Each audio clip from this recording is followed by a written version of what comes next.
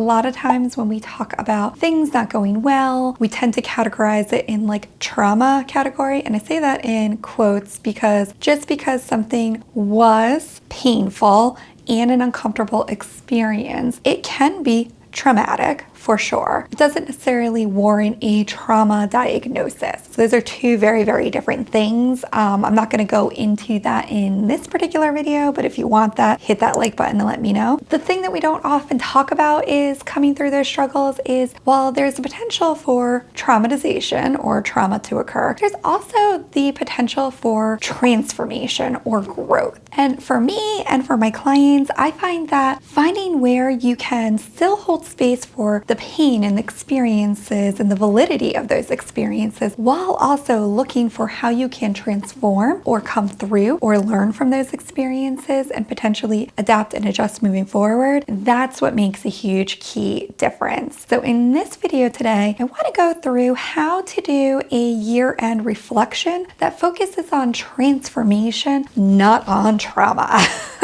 So let's get into it. So I would highly recommend that if you're going to be following along with this video as we go through the different areas, get into something cozy, set up your space and make it so that it is calm and peaceful, reflective. You don't want to make it so cozy that you're like falling asleep. You want to make sure that you're alert enough still, but you want to be comfortable because sometimes in reviewing our past year experiences, there's a lot of data there and a lot of potential things that can come to mind, and not all of them will be very comfortable. So if we can make our environment cozy and comfortable, then we can be a little bit more in the moment and manage some of that discomfort that pops up along the way. It's one of the reasons why I have cozy furniture and like pillows and stuff throughout my office. It's because I want the kids that I work with to feel comfortable when they're here, because therapy doesn't always feel cozy. But at least I can make your seating cozy. Go ahead and take a deep breath in through your nose, slowly out through your mouth. If you happen to be seated, make sure that your feet are planted on the ground. You want to be where your feet are. If you're sitting cross-legged or laying down, that's fine too. If you happen to be in a place where you can put your back flat against something like the back of a chair or a pillow, a floor, that's great too. All of these things just help to settle our nervous system and let us know that we are emotionally and physically safe right now. Also, I would make sure that you have a glass of water nearby. Water can be very healing and soothing, especially when we're going through some of this emotional work and processing. All right, so you can certainly follow along by taking notes on your note app. You can write along in a journal. You can just mentally, emotionally reflect in the moment if that's more your jam. There's no really right or wrong way to do this. You can also follow along and put your answers in the comments if you want to share and inspire others as well. So the very first thing that I want you to do is, if you happen to have an agenda or a calendar or something like that, I want you to kind of go through it. You can hit pause after I explain this if you need to, but go through the year and just kind of jot down highlights or experiences that popped up. Don't necessarily categorize them as pleasant or unpleasant or good or bad. I don't love that for this sort of stuff anyway, but just go ahead and jot down like the big highlights or experiences. So for example, for my year for 2022, I actually moved 2 separate times and we'll get to that in a minute. So those were 2 highlights of my year. When I sit and think of those, definitely have different emotional experiences with that, but we'll go through that in a moment. So go ahead, just go through your year. And if you don't happen to have an agenda or calendar or something like that where you have tracked these sorts of events already, just go through mentally and go, okay, in January, what was I doing in January? Did anything stand out? Maybe it was somebody's birthday, maybe it was midterms, maybe it was starting a new semester, whatever it was, and just go through each calendar month until you get to December.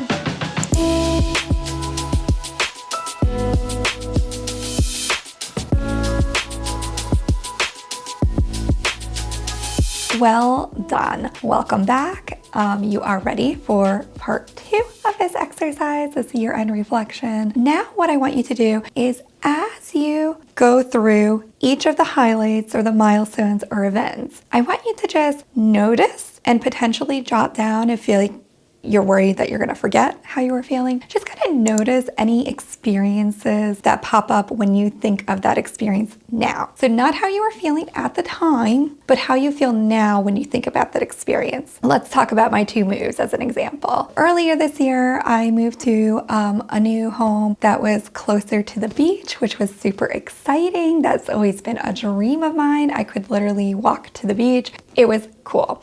It definitely wasn't like my ideal home situation. As I'm remembering that, I actually don't feel good about that decision. I actually feel a lot of discomfort in my upper chest area here, like my heart center. I can actually feel my throat getting a little dry. I have a lot of hurt and angry feelings about it because it turned out not to be an ideal situation. There were lots of problems that were not necessarily anticipated or expected. It caused me to actually move for a second time this year. And so when I think about moving for a second time this year, and I think about that now, I actually feel, I do feel a little upset because it is tied to that first one, but I feel really calm and hopeful and happy about that decision, especially because I didn't even think that I was in a position to buy a home yet at this point. That negative experience actually helped to propel me to making that positive experience. So think about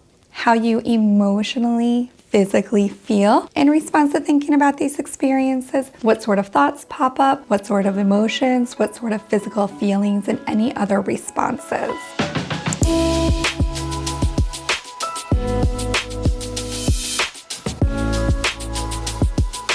Welcome back. I'm sure that was some emotionally charged work. And so whenever that happens, I want to make sure that you are taking care of your needs in this moment too. So if you haven't already, go ahead and take a sip of water, do some breathing if you need to, maybe massage your hand or do some butterfly hugs, whatever is gonna make you feel a little more grounded and regulated in this moment. One of my mentors that I follow often says that when we're doing emotional work, this is thirsty work, so make sure to take a sip of water. I'm somebody who tends to get dry or like a lump in my throat whenever I'm feeling emotional, whether it is a pleasant or unpleasant emotion. Now that you have noted these milestones and your responses to them, I want you to go through and jot down any wins that occurred this past year, any challenges, and any questions that you might have for the upcoming year. For me, like a big win was being able to buy a new home. I think that was pretty cool. It was unexpected. It definitely came with a lot of emotional charges. And it's definitely not something that I was planning on doing. Another win was leaving that problematic situation. Even though that was definitely challenging, I would definitely throw that under the challenges thing too, of trying to navigate that and making those adjustments and plans throughout the year. I would definitely categorize it as a win too. Any wins that you had, any challenges that you either are currently experiencing or have overcome, you can put in there. And then any questions that you might have for the next year. One question that I have for myself for the next year is, how will I make this new home more personable for me? I also have some ideas and questions about these videos for you guys about how can I be more present and stay more consistent even when life is happening. Because I definitely think that one of my challenges was going through some of those personal issues with my living situation. It definitely took away from my energy, my focus, my mindset, and able to make these videos on a weekly basis like I had been for years at this point. And so I appreciate your patience with me through this. Those are some questions that I have for the next year. So go ahead, take a moment and pause and jot down your wins, your challenges, and any questions that you may have. And I should note, you don't necessarily have to have the answers yet. They're just questions for reflection. I'll see you back here in a moment.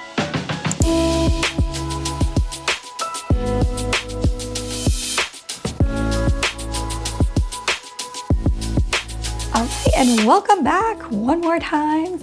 You have done a lot of work already today. You should feel especially proud and accomplished. This stuff is tough, and to go through a whole year, it can be really challenging sometimes. It can be very rewarding as well. Now that you have your wins, your challenges, and your questions, I want you to take everything that you've been reflecting on so far and just kind of sit and intuitively, where would you like to be next year at this point? So as I am making this video and as it is being published, this is the end of 2022. You may be watching this at 2024. 2022, you want to think about the next year at 2023. If it is 2024, you want to think about 2025. If you are watching this in the middle of the year, that's great too. You just want to kind of think about where you want to be a year from now, what that future you would look like. How would you feel?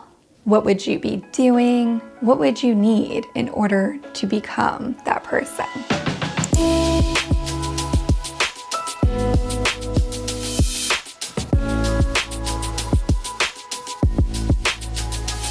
Welcome back. How are you feeling so far through this exercise? I know some of you may be feeling really hopeful and excited. Others might be feeling a little overwhelmed or curious about like, how will I get there? And that is what we're going to focus on next. As we do a year-end reflection, it's great to reflect on what we've learned and what we've experienced and to share those. If you haven't already, feel free to share them in the comments. It could help or inspire others, and what a cool thing to contribute to. But even if you don't feel comfortable doing that, this is just part one step. The next step would be to take this information, and this is where the transformation part comes in, and figure out how it can inform your future choices and decisions and mindset. If there were challenges that happened, what did you learn about yourself? If there were wins that happened, how did those come about? Was it a struggle to accomplish those wins, or was it like easy peasy? If it's a pleasant experience, we want to think about how can we continue to safeguard and recreate similar experiences for ourselves. And if it was an unpleasant experience, okay, what did we learn and what will we do better next time? Perhaps there were things that were out of our control, and forgiving ourselves or other people or other circumstances that may have impacted that as well. Now, forgiver does not mean forget.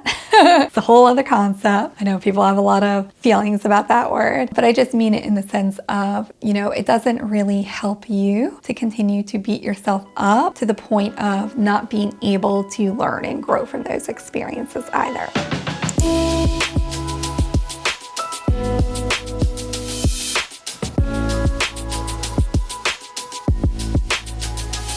Wow, you have grown and come a long way with a lot of this stuff. You probably have a lot of ideas and inspiration about how you can get to that place by next year or work towards getting towards that place by next year. It might feel a little overwhelming about where to start. And so I want you to just take a moment and just reflect and think about what is one thing that you can start doing today. You don't have to wait until next year. You don't have to wait for next month. You don't have to wait for Monday. People love being like, oh, I'll start on Monday. Monday comes and it's like, oh, well, I didn't start. I'll wait till next Monday. You can create a fresh start at any point, at any time. You can even do it throughout your day. You can start your day one way and then like 2 o'clock runs around and you're like, you know what? Hit the reset on that. Just reset, revamp. And so what is one step or one thing, one change that you can start implementing, making, or safeguarding today that will get you one step closer to where you want to be? All of this stuff is really cumulative, which means that as you make decisions and as you start taking steps, you are always getting one step closer to your destination. And your destination may change. There may be circumstances that have you adjusting your path, and those are okay. You're allowed to assess, readjust, and adapt. One of the things that I would highly, highly recommend is that if you're struggling with this, definitely incorporating some self-care into your journey. If you have not signed up already, I highly recommend that you get the free self-care bundle that I created just for you for these circumstances. It's got a ton of free videos and workbooks and different ideas on how to incorporate in self-care throughout your day and your life. You can sign up for that for free when you enter email address in the link below this video. I really, really appreciate you being part of my journey through 2022, and I hope that you'll be part of the journey for 2023 as well. My question for you, what sort of help or videos would you like to see featured on this channel? Go ahead and put your questions or your ideas in the comments. I will be going back through and trying my best to answer as many of them as quickly and as thoroughly as I can. I cannot wait to see you in the future upcoming videos. And I hope you have a healthy and happy, safe new year and beyond. Thanks for watching.